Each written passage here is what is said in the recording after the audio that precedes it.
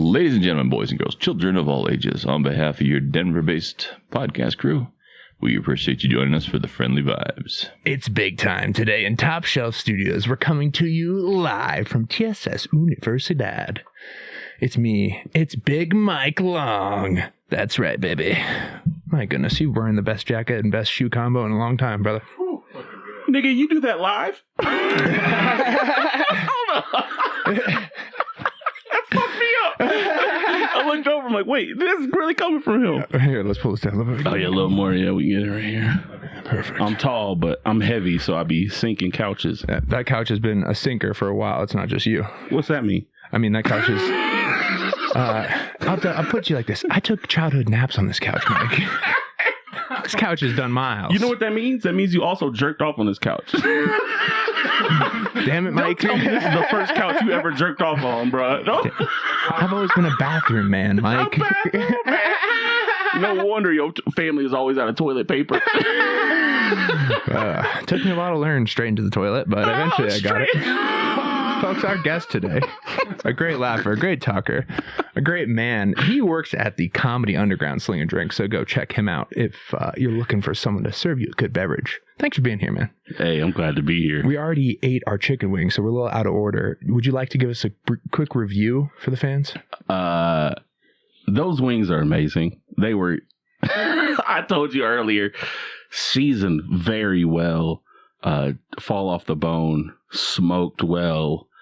I love those wings as someone who's eaten smoked wings my entire life. And yeah, those things are delicious. This is an important review for me. I knew you were coming to us. One question. Please. Did you brine them? No. Ooh. Let me tell you something. So an overnight brine? Overnight, 12, 24. You can do it. And I would do like 2 parts brown sugar, 1 part salt and water. And then is that going to cut down the time I have to leave the dry rub on before putting them on? Or will it affect that at all with the saltiness? It's not really going to. What it's going to affect is the juiciness of the meat.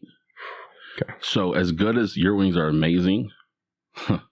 They were drier than usual because they did sit in the bag. They weren't dry. No, they weren't dry to me. I was just like, I was asking because if you were to brine those, dog. I've had them. I mean, they were already like a fucking amazing off the bone. Next time you come back, brining them for you. Shit. Or we're doing brisket or something. Ooh, we do a pork butt, some ribs. We'll be at 200 before we know it, so. Easy. We're going to need big guests for that one. You're on my short list. That's rare that I run into people I can be like, stand up straight around, so it's nice to... You don't fit through doors like I do. You don't fit on planes or buses or trains. They're not making traveling movies about us, are they? And if they do, it's a comedy, buddy comedy, that's for sure. You piss me off because you make me stand up straighter. I'm like, hell no, hold up. I'm trying to slouch. Have I been shrinking? How tall are you? I'm like 6'9" if I stand up all the way straight. Motherfucker. Like maybe 6'8 3/4. If you really want it. Bro. No, fuck you. See, I know what short people feel like now. Like, because I'm 6'6", but when I meet someone like 6'8" or above, I automatically want to get violent. I'm like, no, fuck you, nigga, put them up. But it's not real. Like, I know what you're saying. I had a guy come into the club last week. This guy's legit 7-footer, and he's with a 6'6" beautiful woman. Like, beautiful woman, 6'6". Like, there's like 5 of those in the world. Maybe. Dog, when I was in school, there's this one chick and she was like my height. She was like 6'6", and I legit was like, I had to stop myself being like, hey, like, we don't have to have any kind of romantic connection, but like in 18 years, we could both be set for life. Like, this nigga's going to the league. Which one? It doesn't matter. And this was before NIL. You knew the money was coming. I knew it was coming before NIL. Dog, I'm telling you, he's going to be a left tackle, a center, a goalie. Yeah. Nigga going to be so big, he could just lay down on his side in the NHL. The first black goalie. And he doesn't even skate. He don't even skate. He out there in Jordans, nigga. They just Velcro some grip to the chain. Hey, I swear to God. Hey, give me my hospital socks. I'll be just fine. Hospital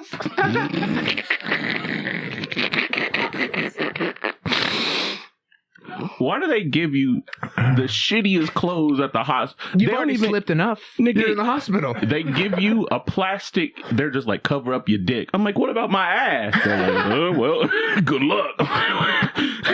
Like, did they just expect you to not get raped in the hospital? Like, I don't know. Never mind. That's a dumb joke. When they went to find my socks, they're like, oh, we got to go to the shack section. I don't think they have socks that big. What sock? What are you, like 18? No, thankfully, I'm only 15. I could be really fucked. Okay, I'm a 14. I was about to say, if you, Once we you really get have to fight. 14 if is... you were like 2 sizes bigger than me in the feet, we fighting for real after this. 14, you can still find some shoes in 14. True. They started the new thing for, okay. I find Crocs in 14. That's all I wear. You might get on my, so there's a few shoe companies that make 15 size shoes, and one of them, Hoka, they recently came out with this new policy, which means they want to save money. Bottom line, they're making more of their shoes all gendered, which means that their all gendered size can be 15, but that doesn't mean 15. That means 14. What the fuck does you can't do that with shoes? They're just eliminating big shoes from the production line by saying that they're making more all gender shoes. So they're very passively doing this, I've noticed. Well, I see it because I watch. To eliminate YouTube types of people.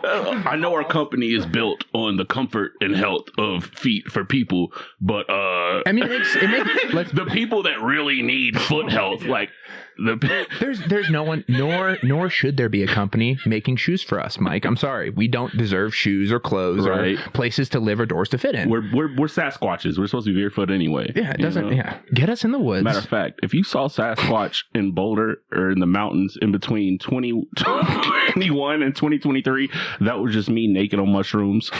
He was finding himself. You didn't find him.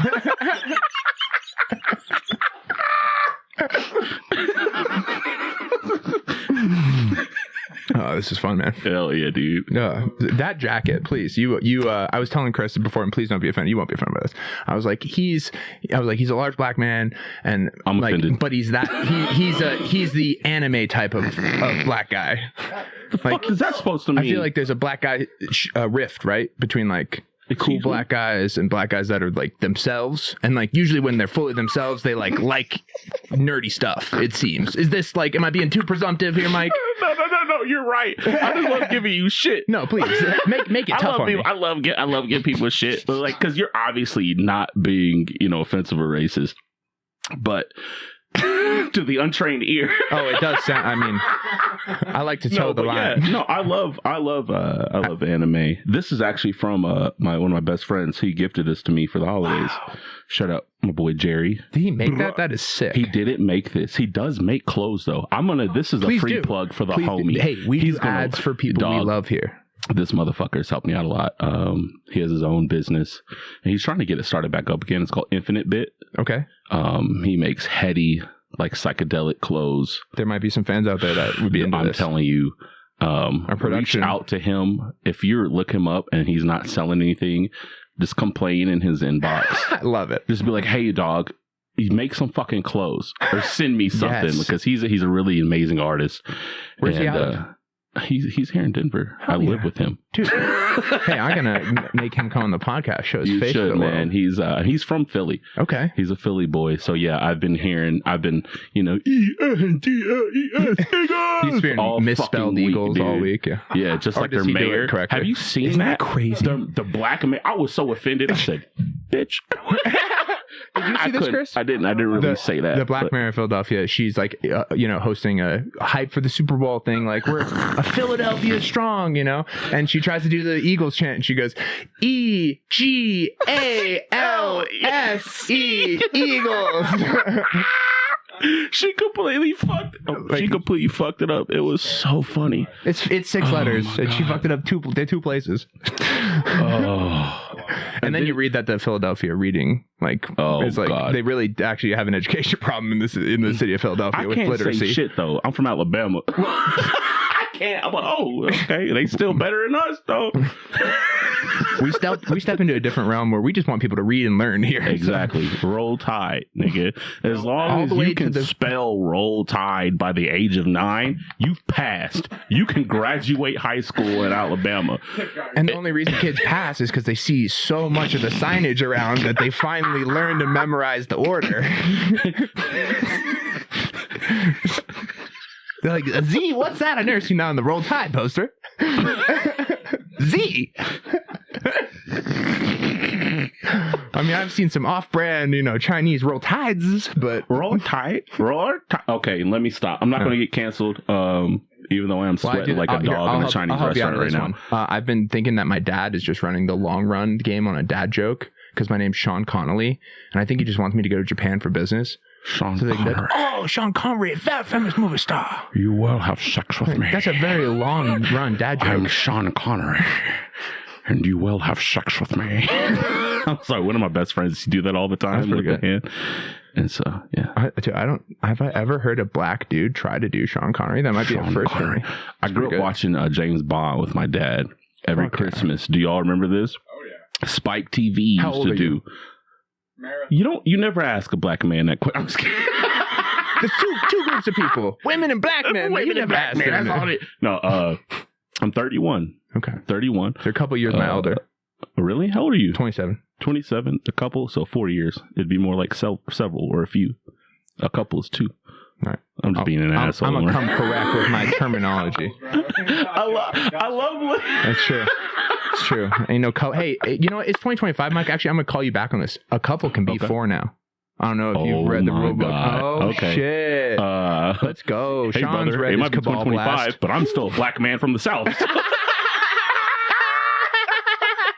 News hasn't traveled that far yet? No, we just deny it all. just like the Free the Slaves papers, we burn it as soon as it comes to the post office. We're like, nope, don't let these niggas know that. If y'all did that to us for slavery, we're doing it for. I'm just kidding. I'm just kidding. Nigga, live your life. Be who you are. God damn it. Why the fuck are we so worried about everybody gets stressed about nothing. What the fuck is wrong with us in this world?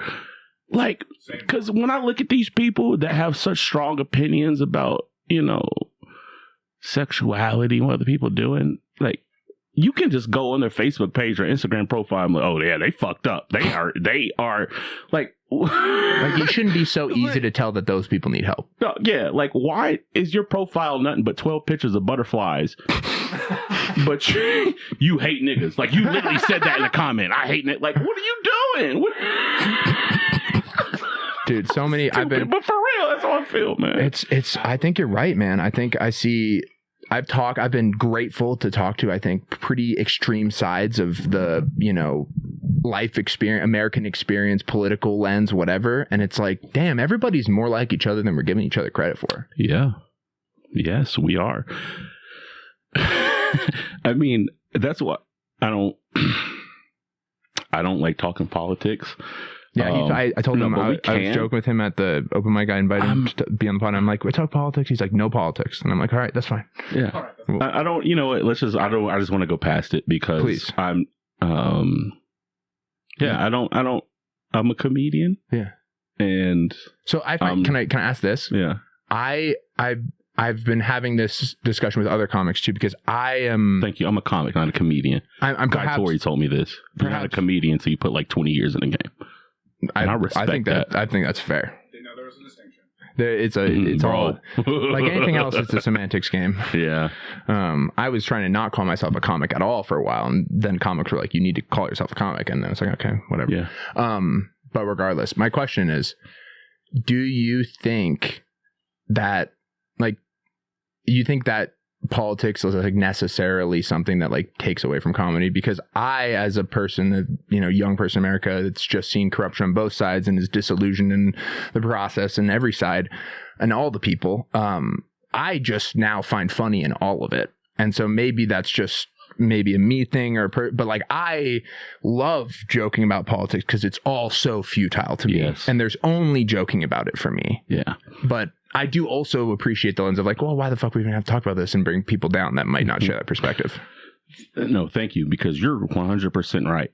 And those are the kind of the two perspectives that I respect when it comes to political humor. It's like, it's all it gets joked about, or we're just not going to talk about it. And for me, you're right. No, I would love to hear your perspective. I'm sorry. Poor question there. Just where I come from and my upbringing with politics and my father, like, yeah, was he political? Oh no, well, my dad was not. he was mentally political, but the things that he had seen are kind of like, my dad was born in 1956, Southwest Alabama, to a white father and a black mother. And like the rural, the sticks of Alabama. Wow. Like a rare upbringing. Yes, very rare. But like the things that he saw and were raised on, like my dad, until high school, he was in a one-room schoolhouse. Whoa.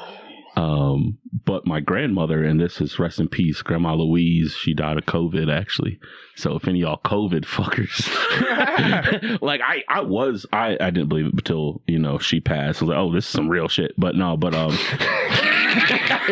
hang on, Mike. Let me just acknowledge that real quick. It took Grandma dying for you to come around.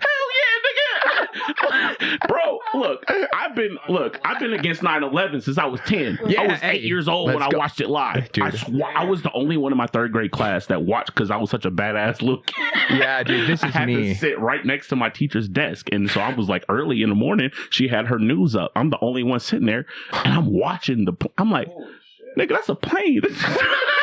And I'm looking, I'm like, what the fuck? And like 10 minutes, 15 minutes, however it is. And the second one, and the moment that happened, I remember my teacher, shout out Miss Blair, one of my favorite teachers of all time. Even my mom loves her. Miss Blair is also my third grade teacher. She runs in, and I remember like she paused for a second because she stopped and just saw me in the back of the classroom, just mouth open, eyes wide, looking at the screen. Because she comes in to make sure we're like, oh shit. And I'm just like, ah. She runs back and turns it off. I'm just looking at her. I'm like, did those people die? Like, it's the first thing I asked, bro. I'm like, did all those people really die? And like saw tears well up in her eye. I'm dead ass serious. I'm just like, what the fuck did I just watch? Yeah. And like I was able to go home early that day. Because I was like, nah, for real, y'all ain't gonna fuck with me. Like, did those people die? And I'm like 8 years old. I'm like, no. I've seen Saving Private Ryan. Yeah, that's so funny. But what were we even talking about? You were telling me about growing up and your dad's experience in that one-room schoolhouse. Yeah, he, my grandmother was a teacher, special ed teacher as well. Oh wow. Yeah. That's a tough job, man. Mm-hmm. Big hearts out there. Both sides of my family have like special education. My uncles, aunts, grandma. Yeah. But she understood the necessity of learning, of knowledge. And so my dad, my uncles, my aunt, it was, y'all gonna read. And they read a lot. My dad actually was awarded, like he was the first and like only person to like read every single book in the school's library. It was a one-room schoolhouse, but I've been in that library because that same schoolhouse was the church that I would spend summers with my grandmother, and we would go to church. And that was the same place where my dad went to school. And my grandma was like, this is the library where your dad used to read books. And it's just it's walls just covered. I'm like, he read every single one of these. And, but it was like, holy crap. And wow. When my dad was when he went to high school in Greensboro, Alabama, they'll be like, it wasn't segregated. But if you know anything about the South, it was segregated. By zoning, they knew all the black people live on this side of town because it was all slave plantations, and the white people live in this. So they zoned it to where all the white people went to their school, black people went to their school. So my dad was in high school. My grandmother was like, they knew how it was an obvious thing how the standard of education was much higher in the white high school. So my grandmother was like, you're going to go to this high school. The only way they let my dad go to that high school is if he worked as a janitor. This is my dad, not my grandma, not my grandfather, not my great uncle. This is my father. The only way he was allowed to go to high school that he went to is if he worked as a janitor. In high school. Yeah, I just want to make sure that people are hearing this. As a 15-year-old fucking kid. That's fucking crazy. He had to show up to school an hour and a half early to clean bathrooms, to take trash out. And he had to stay an extra hour and a half to clean bathrooms and take trash out just to be able to get a decent education. Jesus, man. So... And he took that because I watched my dad sacrifice everything. Like, he worked to his death to provide me and my sister like the best education we could have in Alabama, which literally all that was being able to afford rent in a suburban community. Yeah. in the public education because he couldn't afford the private. Like that's what my dad, when we got divorced, he stayed in a apartment where we were going to school district in Boulder Public Schools because the schools are so good. Yeah. And it's like, no, we're going to stay here for my kids because whatever I need to do because they school. Because he was it's even more disproportionately affecting in areas like you're from. Brother. Even more disproportionate. Because the good schools and the bad schools, there's a huge valley. And because I thought I was like, damn, I thought things were fucked up. But when I did like travels on the road, we went up, saw Chicago, Columbus, Ohio, Cleveland, Ohio. I've seen places in southern Michigan, up and down the East Coast, and seeing the discrepancies in those school systems, I'm like, holy shit. Like, it's one thing in the South because you got everybody's country. Unless they move everybody's country. So it's just like you either country with money or you country in a trailer park. In a trailer. That's what it is. But when you get to these other, it's like it's a weird discrepancy because it's like, it's like, well, now we're 3 generations deep into the problem. How are you supposed to coil back this problem? You have 3 generations that were raised in 5,000 square foot homes, and then the other 3 generations that all they know are like 1,700 square foot project apartments. Yep. And we think that that's okay. Yeah. And when we're like, and we try to tell those people in the project apartments, hey, it's just the amount of effort you're putting in. Have you tried to learn to code, fellas? Dog, what? Literally. I tried to learn coding during fucking COVID. I ain't gonna lie, I'm an educated nigga. Hang on. Mike, I'm gonna be clear with you. That is going on the board next to this. Full circle though, bunch of illegals. That's my second favorite draft now. Next to Nick. Full circle though, bunch of illegals. Talking about Tyson Nick chicken. Dean just destroyed it at the brunch earlier. So Sorry, good, that's dude. another. Nick That's is the another. best. I love Nick Dean. But yeah, dog, like. I'm a smart. Yeah, that's going on the board. That's going on the board for sure. I'm like, it's like, what are y'all? It's ridiculous, man.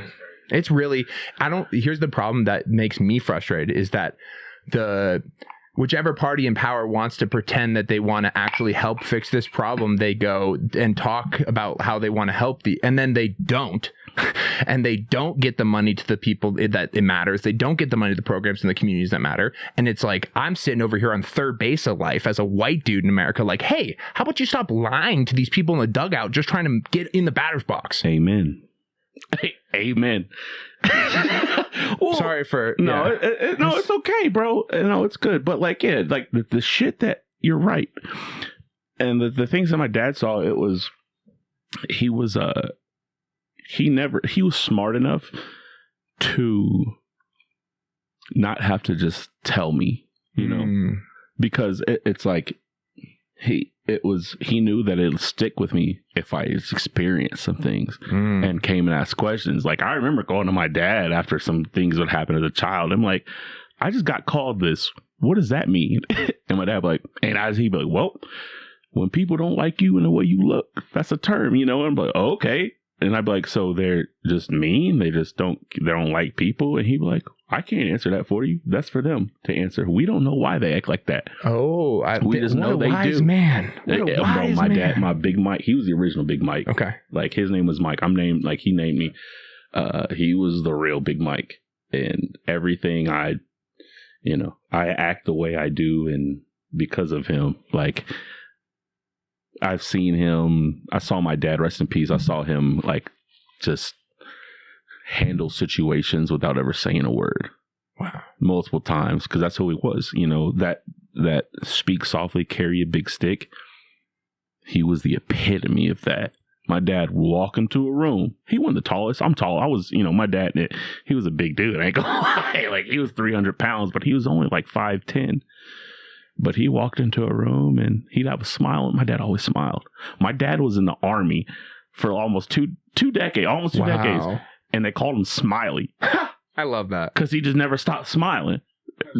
Yeah, it's super. I'm like, nigga, what? What do you mean you never stop smiling? Like, I get pissed off when you tell me to clean my room. I be punching the pillows and shit. You were over here smiling when someone's telling you to run 15 miles with a 60-pound backpack on. Yeah, he retired like 3 years before he got full benefits. Yeah. Well, no, I mean, he had me. Yeah. And he had he started a family. He Life's found my mom. And that's what, that, and my dad was he was more about taking care of, his responsibilities. Him and my uncles bought my grandmother a double wide trailer. He seems like a selfless dude. My dad was. He was. That's how you keep that smile on your face for that long. Is you're very selfless. Yeah, seriously. Because you realize it's not about like he knew if he kept a smile in his face that it helped his soldiers, his comrades around him, his peers, and I take that. I like to smile. I'll be in the shittiest of situations and I'll bust out laughing randomly. I won't even mean to. And I'll be like, and people looking at me like, what's wrong with you? And I'm like, I'm sorry. This is funny to me. People are laugh when I'm nervous. I just laugh because, well, shit's funny to me and you need to lighten up. Yeah, dude. And life is way too like, what are we and like, what are we going to fix in the world by like not laughing at it? Like, I mean, what harm is coming from laughing at it? Nothing, dude. It's like only good. That's why I love when we get people in the club and they've got like a loud, weird laugh and they're not afraid to actually like let it out. And the whole crowd loves it and the performer loves it. And it's just like, yeah, dude, like this is pure human joy. Like, and it's weird sometimes and everybody gets a little more of their own human joy from the weird human joy. Yeah. And when you have those people, it allows the rest of the audience to get looser and feel more comfortable. Like, that's why I have a weird laugh and I laugh loud. So I laugh from the sound booth. Yes. I don't try to laugh or whatever, but I laugh. You don't hold it back. I don't ever hold, dude, this doesn't make sense to me. The people that go to mics and they don't want to laugh for other people. And it's like, why are we here? I'm here. Well, I watch comedy every single night of the week. And I'm at an open mic, I would love to laugh at your joke. Like, tell me your joke. I'd love to laugh at it. Thank you. I don't understand the different perspective on that. Bro, thank you. Because it's likewise, we hear something funny. When I hear something funny, I don't give a fuck where it came from or if it was funny. Yes. All right? Then I'm laughing. Okay. Oh, it was offensive. Okay, but it was funny. I'm laughing. Right. I can still acknowledge the offensive,ness, but I'm still laughing at it in the moment. And then if I go back and the offensiveness wasn't, I'm like, okay. Normally, what I mean is if something's funny enough, it'll overshadow the offensiveness. That's what true comedy everyone. That's the Patrice kind of comedy where half the crowd's and half the crowd's dying. That is literally anyone that's talked to me about Patrice's rest in peace. You'd be in his school. You're of the Patrice school. We need him so much right now because Nick Mullen's the closest we get. And he's a white dude, so he's good. He's good. And that's another thing. Yeah, it's a whole thing with him. I think also what you just said just put me in a thought. It's like if certain people would like. I don't know, but yeah, Patrice would have killed it, and he would have been saying the exact same stuff. He would have said it just as offensively as he would have, but he was able to say these things in such a comedic timing that it didn't matter if you hate it or not. He was making you laugh. It's undeniable. Undeniable goes past racist, sexist. Mm-hmm. Like, it's undeniably funny. Yes. And that was the thing you say. Yeah, he literally said if he had half the room laughing and the other half just cringing, disgusted, then it was successful. And if you're doing comedy normally, and this is something he figured out. If you have half the audience laughing, even the other half that's disgusted, they're going to laugh too. Like it's a natural. They're queued up, laughter. Ready to laugh at the next thing. It's such as contagious as a hiccup, or a yawn. You yawn, everyone else yawns. Same thing with laughter. If you have a contagious enough laughter, you'll make everyone laugh. That's why I never hold my laugh back, because I know my big black eyes laughing. People helping everybody. They're going to feel safe to laugh. Yes, and that's a problem. People feel like they have to feel safe to laugh. Just laugh. Thank you. You're not hurting anybody.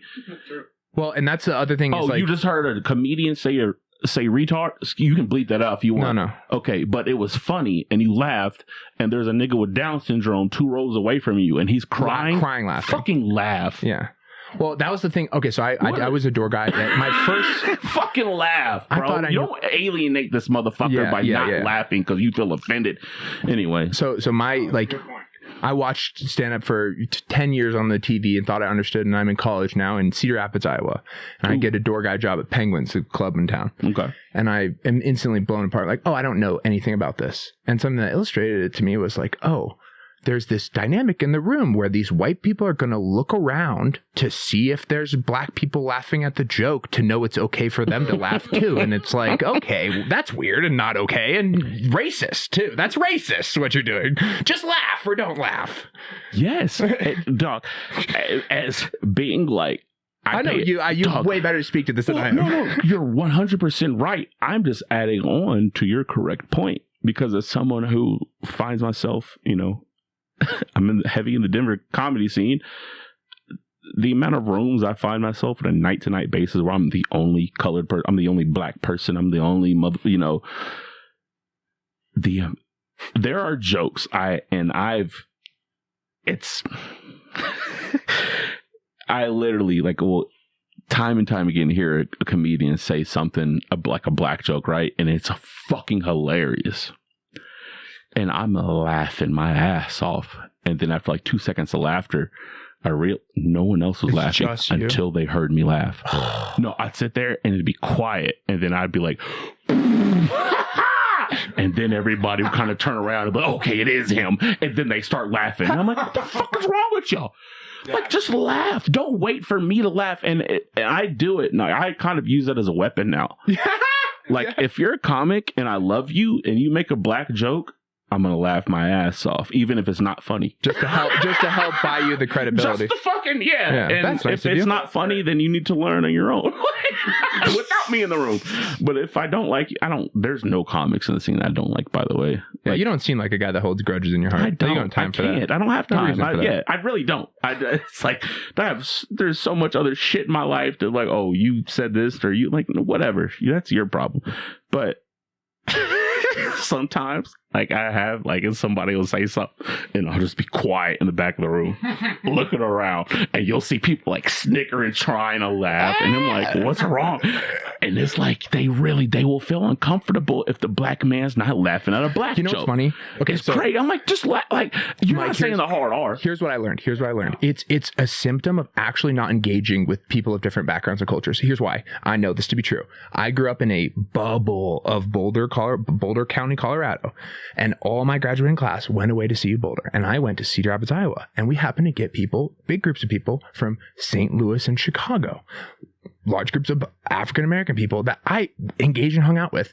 And then I'd go back to Colorado and joke with my friends. And they would think that the jokes or whatever that was, within the bounds of it's funny, they'd be like, oh, that's we've been to see you Boulder here, and that might not be okay to say, but it's no, Hanaya and everyone else in these big ladies in Chicago around the dinner table, they love this. Let me tell you, these queens, they love this. Mike, I'll never be as funny as Hanaya is without trying. Hanaya is the funniest woman on earth. I used to go to dinner and I would search out this group, these large black women from Chicago. They were my favorite. I love sitting with them because I would start eating and I'd get them riled up about something and then I just let it go. They take it from there. They take it from there and I'm just entertained, having a great time and kicking every once in a while with a point have you thought about this? And they just keep going. It's amazing. I'm sorry, I'm dying. You're right. But weak, bubbly white people that don't interact or have love in their heart for other cultures or try to understand or learn. It's smelled out. We smell that shit out, bro. I don't know if it's no, we sense it, my dreads, I like to be they're my antenna for bullshit. You saying some bullshit? I just put my hair down and wave it in front of your face. And how you react to that is okay, he was if you back up, I'm okay, yeah, fuck you. But if you're nigga, hold up, keep doing that. It was hot. Yeah, that's a breeze. I'm all right. No, but no, I'm fucking. You got that ceiling fan thing going on. Oh shit! Hell yeah, my nigga. What you say? Oh, I said my. Also, sir? I just want to say, the only racist that I've ever heard get away with saying the N-word besides black people I just want to see if other people have like experiences. Notice this. Are Mexicans, South Koreans. That's just because it's funny with the accent. South Koreans That's just funny love culture. It's not even black culture. If this is a real shit, it's true. Koreans love culture and And they love other cultures. Yeah, they love differences. They love cultures. It's a thing. Like they are. Koreans, they're like autistics of ethnicity. They love South. They're international autistics of. They're international ethnic autists. That the South Koreans, they're international ethnic autists. I don't know if this is a new conclusion that we come to here on the show today, but that's what it is. This man just said Koreans are the non-racist Elon Musks of the world, basically. Dude, hang on. What the fuck? I don't care how excited you are or how riled up you are. Don't pound your chest before you throw out your arm. Nigga. Like, how hard is this to get Nigga, there's no way to defend that after that. There's none. And people are, well, I'm like, no. You cannot. Like, it's so easy. Just don't pound your chest and do the fucking Hail Hitler. It's so easy. If you like open this man's brain open. Yeah. And get to the synapses of his thought when he did it, and his synapses were like, "Yeah, show your heart and throw it to the world." You're going to look. You're looking at that like, no, that nigga hates Jews.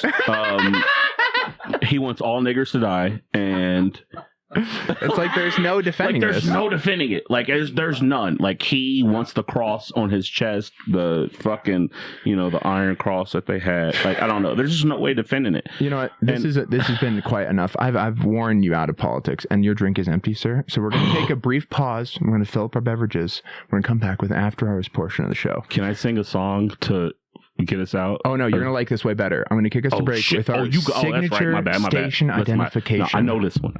Have you heard radio before in your life? The like AMs and radio the FMs in general? The AMs and the FMs? Oh yeah.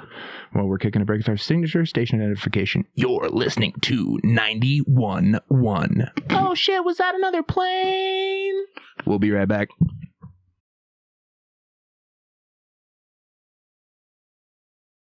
We're back. We're live. It's the After Hours show. We're black. I mean, we're back. Dude, my old white co-host used that joke all the time. He goes, "We're black." Oh, we're black. We'll be right black. It's like, okay. I'll be right black. I'll be white black. That's what I'd be using in restaurants. I'll be white black. People like, what? I'll be like, what? It's accurate. Is it accurate?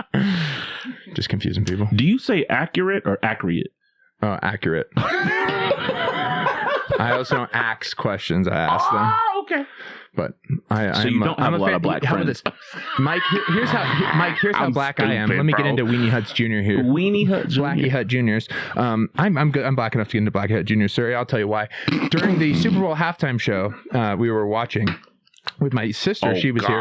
My younger sister's in town, and a bunch of white folks over, and we're watching the halftime show, and this guy comes on with Kendrick, and he goes, "Mustard," and my sister goes, "Who's that?"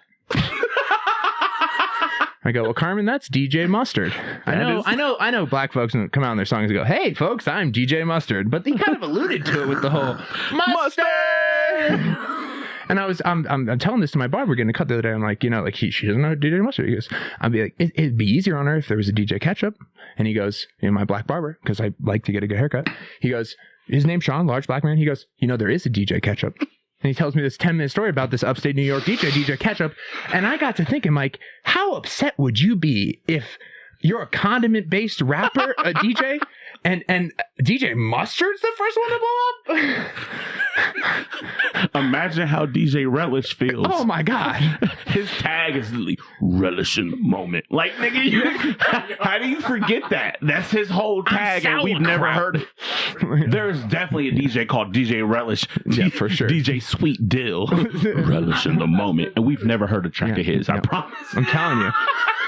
And then my other into Blackie Hut Juniors. I'm black enough. No, Blackie Hut Junior. Would that be what it's called? I love you. That's the best shit I've ever heard. Would that be the venue? Yes, okay. It would. Okay, so sir, I'm black enough to get into Blackie Hut Juniors. Let me show you why. I never said that. Don't quote me. Black community. No, you're the door guy at Blackie Hut Juniors. You're gonna let me in or not? Okay, I'll work it. If I get paid enough. You're the mean guy in that SpongeBob. As long as I can afford, to add some businesses in the hood. The other reason that I belong in this fine establishment, sir, is when Serena Williams came on Crip Walking during the halftime show, my sister goes, "Is that SZA again? Did she change her hair?" And I go, No, Carmen, that's Serena Williams. She's of the culture. Oh my God. Hold up. It was pretty good, right? That's hilarious. That really happened? Yeah, it really happened. And I've been saving this story for you specifically. I thought you'd find that funny. I knew crowds in Colorado wouldn't like this material, so I saved it for Big Mike. Yo. Someone who would actually support comedy. I'm trying to control myself because that's so funny. Because no, nigga, if you don't know they face for real and you just know the silhouette and hair, nigga, you be like, yeah, is that? Yeah, right? It kind of, sort of. Am I racist? I don't know. No, that's funny again? as shit.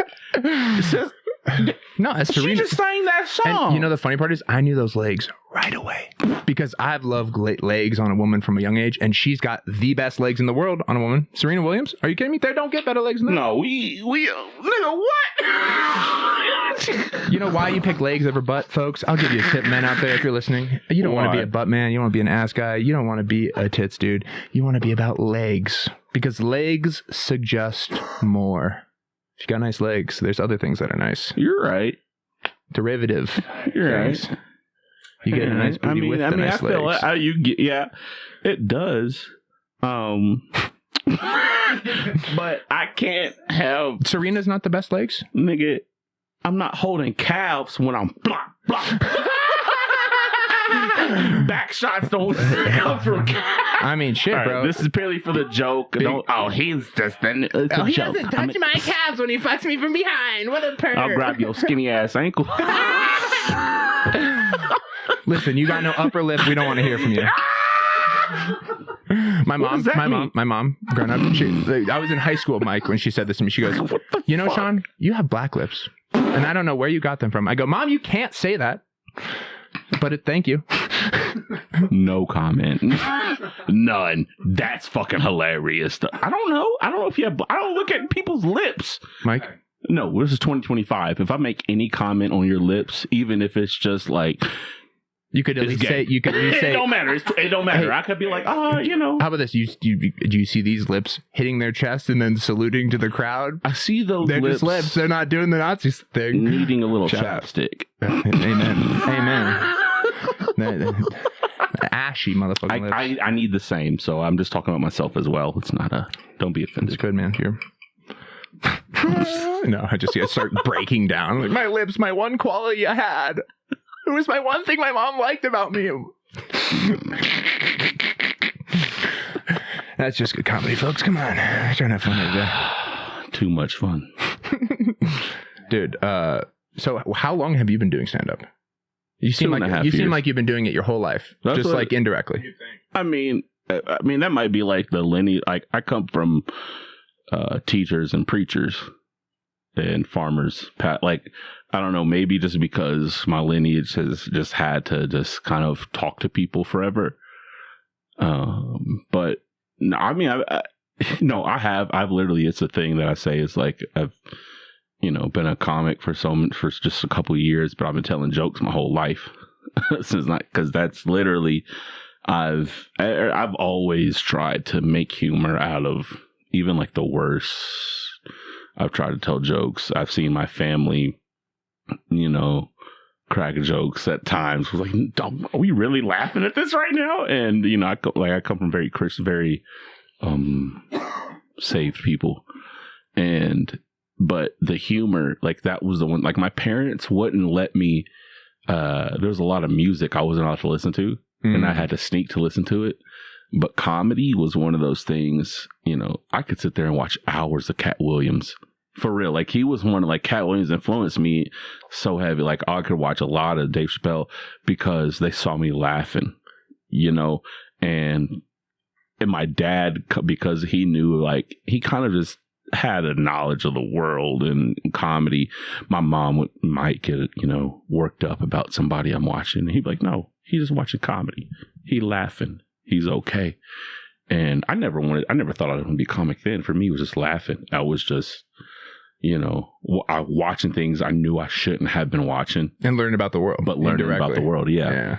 And so you were a fan from a young age then? Very young age. Yeah. Like, That's cool. I grew up, like, listening to Ricky Smiley on the radio. Wow, yeah. Yeah. Like, when I was like 12, 13, Chappelle Show premiered, right? Yeah. The very first episode ever, the Clayton Bigsby episode, the black man who was blind. The first 3 minutes of the episode, he's from Huntsville, Alabama. The character's from Huntsville, Alabama. That was huge for us. I'm from Huntsville. That's literally where I grew up. So it was like, I remember going to school and I didn't know what was going on. And people were like, dog, Chappelle, you know Dave Chappelle? I'm like, what the fuck are you talking about? And it was a thing. Everybody's like, he made a joke. It was so funny. A black dude blind being a KKK. And it was like, for me, I'm like, wait, what? I gotta see this. And I saw it and I immediately told my dad about it and showed him. And I remember that was kind of like when I showed him Clayton Bigsby when I was like 13. That was your breakthrough of like, and my dad was that's like, cool. Yeah, he was like, oh, this is funny. And he never really I would look up Chappelle Show, and if he ever saw it, he never said anything because he saw the genius of the comedy from that one clip, from that one skit. And so, and I, whether he thought about it or not, that definitely helped me influence my thought of just telling jokes, of reading, of trying to be fearless with your approach. And I never saw, I was an actor at one point. I played football. I did a lot of different things. And in my mind, for me, being a comedian was it was too far. I literally thought, I'm not smart enough to be a comic. Yeah. I literally thought that at points. Wow. I was I'm not smart enough to be a comic, or I'm not quick enough. I'm better at writing things out.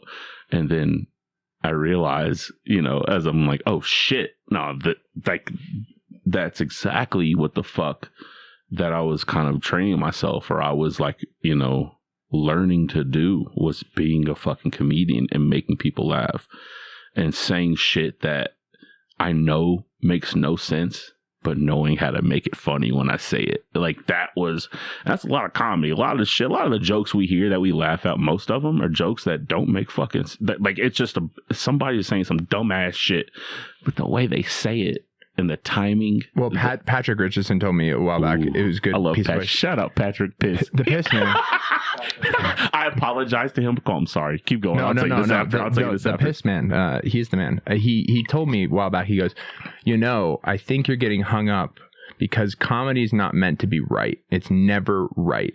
And my brain kind of sometimes does work towards finding the right. And it's no. It's got to be just enough not right and not make sense in that same way, right? It has to make just enough not sense that it's funny. Mm-hmm. And that's really, for me, it's slower, slow the fuck down. Nobody's moving 1,000,000 miles an hour. You're in your own head. Chill. Say one word at a time. Yeah. God. But I feel the same way about indirectly working towards a life arc towards comedy and not, knowing it until it's oh yeah, whether I go to law school or not, I'm going to be a comic in my heart and I belong with these people, these degenerates at these open mics. It's fuck. Fuck. These are my people, dude. This is brutal. Yeah. It's fucking brutal. It hurts.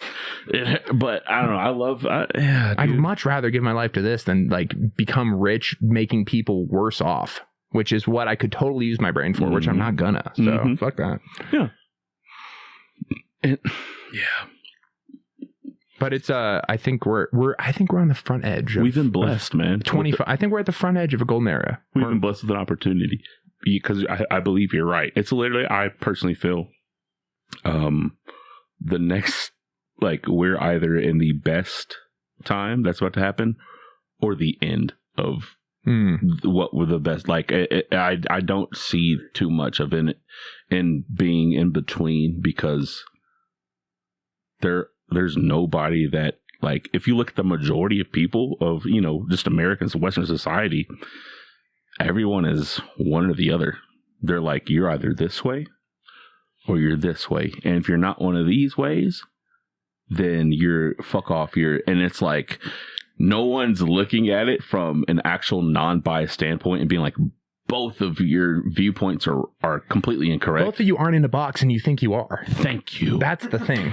Thank you. Yes. They both think they're battling in the same box. No, y'all are literally you guys are outside. In this there's this whole complex you can engage with in this, other stuff, but you're choosing to stay in these corners and you've locked yourself in these confinements for no fucking reason. for no reason. And you've now put so many locks on each of the doors that you think you're so different from each other. And it's like, it's so frustrating. Because there's so many great, unique perspectives that could get out to the masses through the lens of comedy that are, I think, being held down by these box extremist perspectives. Or you have to fit into, you're a gay woman this, you know, we're billing you as the gay woman this, and you're going to sell tickets as the gay woman this, or you're Big Black Mike and you're selling tickets as Big Black Mike, and that's your brandability. It's like, why the fuck are you like involved in this brandability thing? Thank you. Well, you know, I get, because, you know, and this is something when I first got into comedy, I realized when seeing comedians is like, we are the brand, right? You are the brand, but it's the brand has changed from likability and jokeability. Like, can people like you when they approach you? Can people like you, and are you funny? I still think that that's the bedrock, and there's some bullshit. It is. Yeah. But what's been happening, it's do you agree with my stance? Yes. Do you see the world the way I see it? People think they have to like bring audiences that see the world the same way they do. It's like, that's not what this art form is. And that's not what grows people. That's not what grows humanity. That's not what makes us. It's like, if you truly believe that we as humans, you know, are thinking in an incorrect way, or you think that people are, then you have to look at it at a much grander scale and realize it's out of your control. And in comedy, like, I had this conversation with someone like a week ago, and they said something that I didn't snap, but I went on a tangent. You got sent off. Yeah. Well, they were trying to say how they believed we needed more political. We needed more politics and comedy and people. And I was like, wait, that's not what hang on, let's be clear. That's not what they mean. Even they aren't even using the right words for what they mean. Because you're right. They mean, I want more activism they don't mean politics, right? Because you're right. Okay, so let's be clear. Well, but they literally said they do, yeah, and because that's what politics has become, right? And I understand, because even. Sorry, I didn't mean to interrupt. No, you're right. That was rude. But what I want to say is, even when you word it the way you said, more activism, I'm still going to react the same fucking way. No. Shut the fuck up. No offense. Not you. Yeah. No, for real. Stop. Our entire lives. All right. Have you been on Instagram or Facebook today? Okay. Have you been on Instagram, Facebook, Twitter today? All right. You go up to more than 90% of people in Western society asking if they've been on any kind of social media, and they're going to be like, yeah, I fucking have. And it's like, did you see anything political in your feed today? I mean, I don't have a specific account, but I get a lot of stuff that's like third party. I asked if you saw something. Okay, did you see anything political? I love political things. We don't need more fucking politics in our life. Yeah, I don't give a shit what people think. You're not going to change. You're not going to make someone show up to a meaningful event through your joke about the thing. Nigga, exactly. That's the bedrock thing. Remember what you're doing. You're telling jokes. You're telling jokes. Your whole, as a comic, our whole job, our whole responsibility when we get on stage is to make people laugh.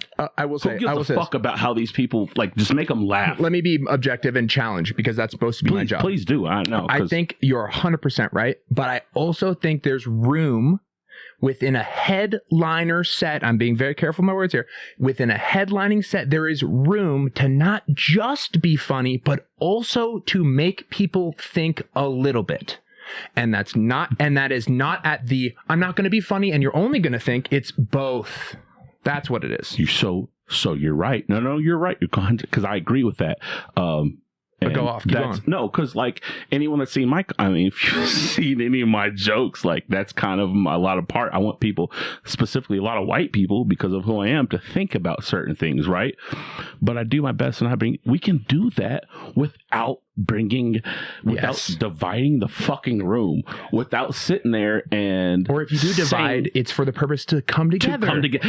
That's the great thing. technique. And that's comedic. That's where an actual professional as a comedian comes in, is being able to separate and bring things back. Oh shit. Are we almost done? We're good. I appreciate that heads up. We're good. We'll do like maybe. Yeah. A little heads up. We got about 10 or so left. Keep going. Yeah. Okay. But yeah, there's a tool where like you create tension sometimes to split the room politically or otherwise. Maybe you say a joke that's going to split couples. Like the man's going to be on this side of the joke and the woman, and then the joke's going to wrap around where we're both being silly to sit on different sides. That's the true art of what you're doing here. But then at the end of it, everyone's laughing together. There it is. That's the thing. And people, we want to, like, we know, because, you know, people are like, well, you were just saying it, but Sheree said divide the room and have the people.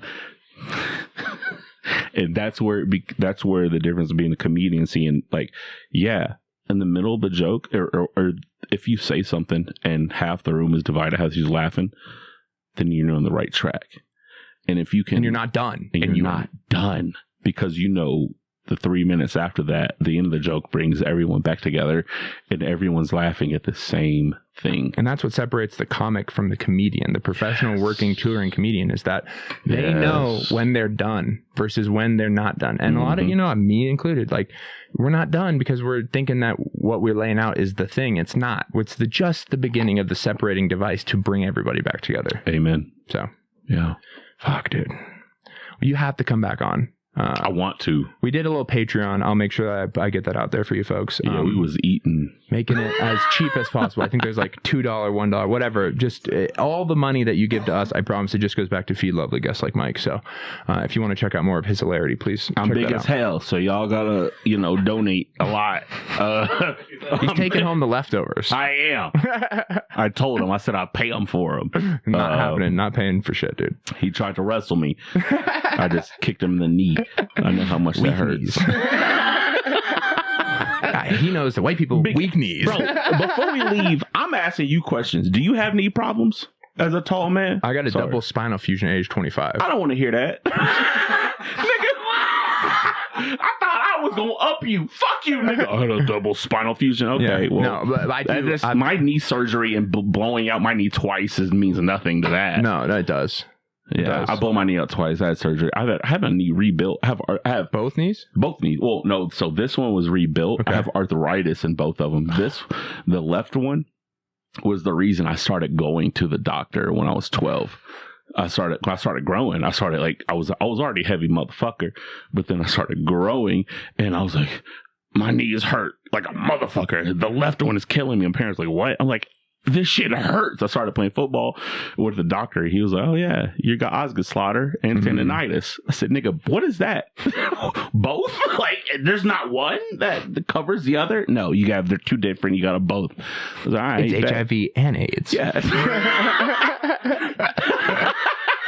Like both? You got Ghana and Rhea, my nigga. What? Is at least one of them hot?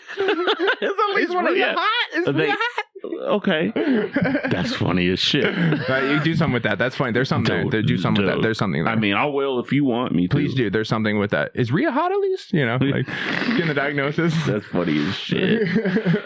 That's good. Doctor gave me a 2-for-1 special. Said I had Ghana and Rhea. I said Ghana and Rhea. Is at least Rhea hot? I do half my set as myself and then half my set as a larger, blacker comedian. I do half my set as myself and I do the other half as a equally sized white comedian. Same jokes. Just this is the Ralphie May portion. When I say nigga, imagine an R.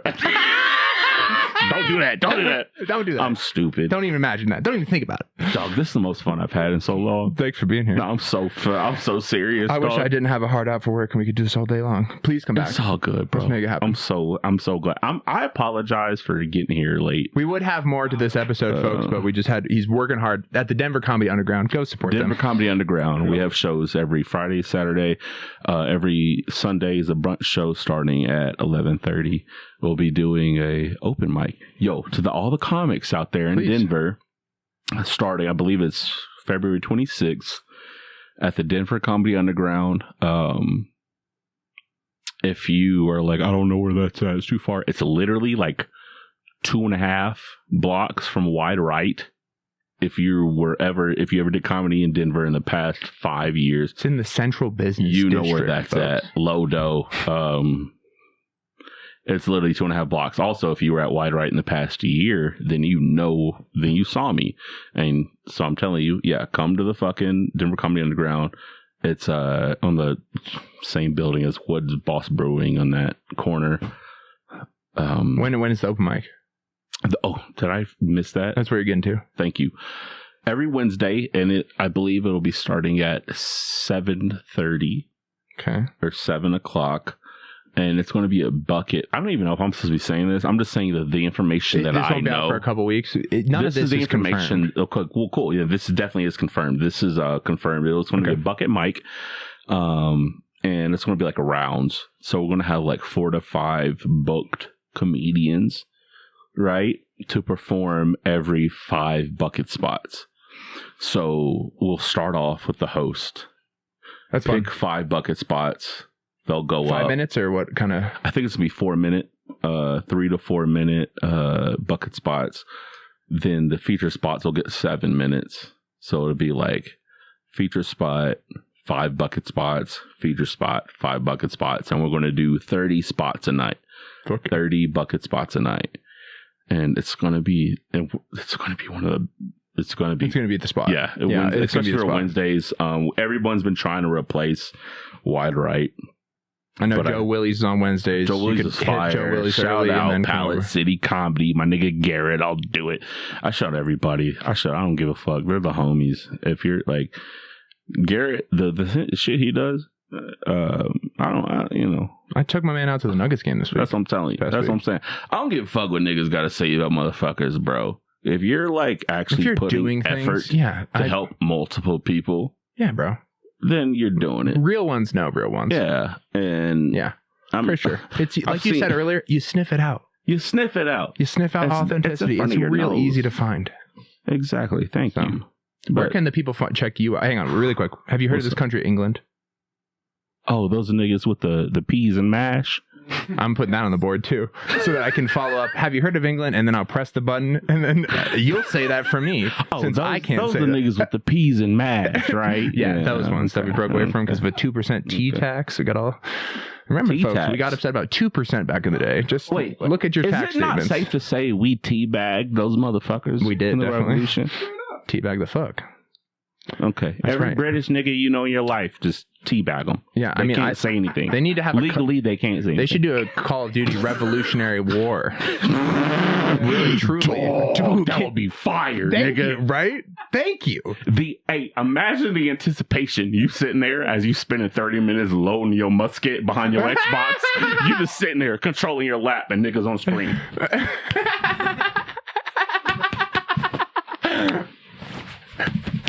And you're just like, come on, hurry up, they coming. He's loading too. He's loading over there. I can see him loading. Hurry up, he's loading. I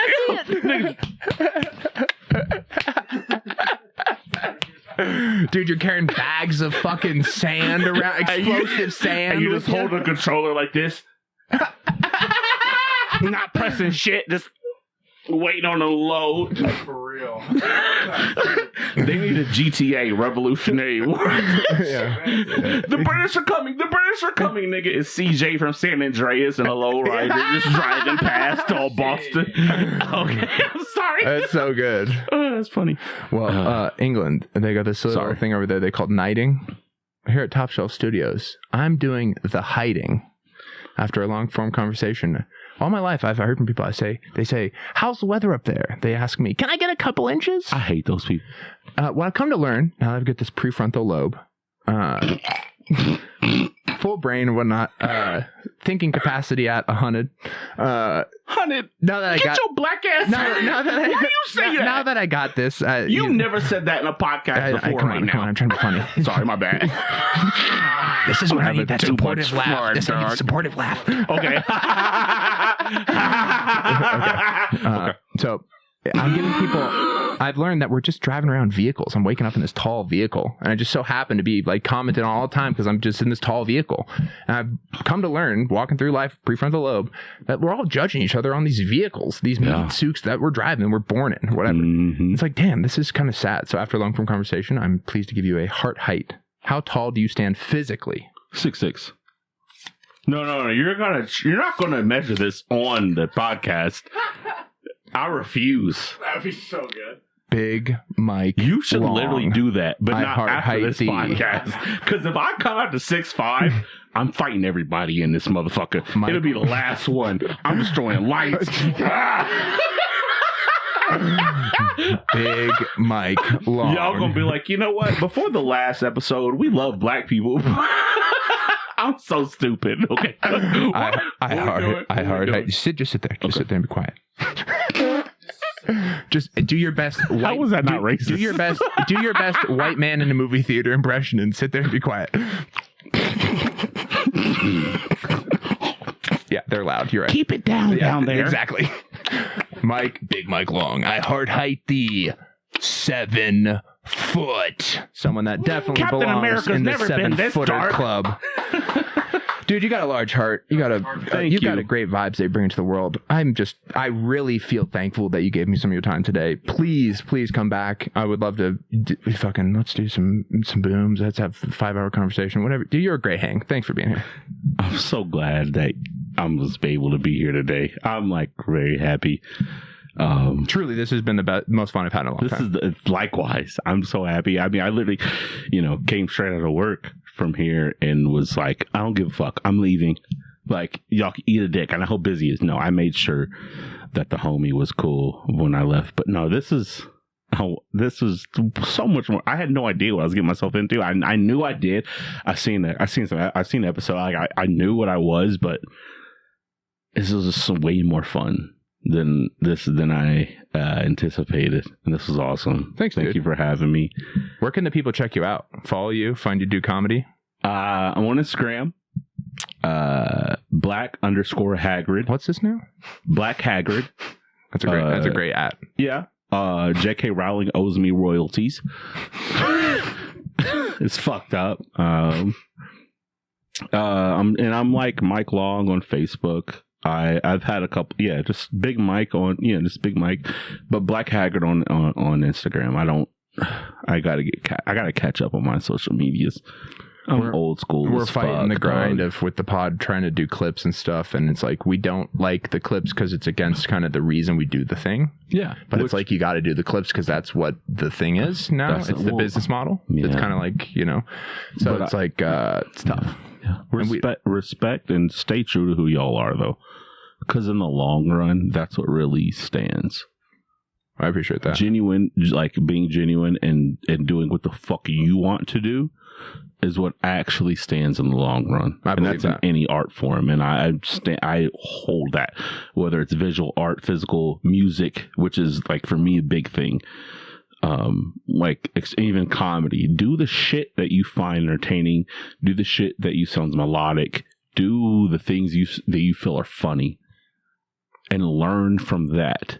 Either become the greatest you can be from that, or learn from it and progress however you need to be. Yeah. Maybe you spend $30,000 going to culinary school just to find out you love to eat.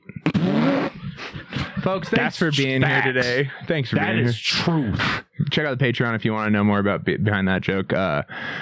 Make sure to follow him. You see him do comedy. He's fucking hilarious. And we're going to make sure he gets back. Comedy Underground. I bartend there every show. So check us out. Go get some drinks.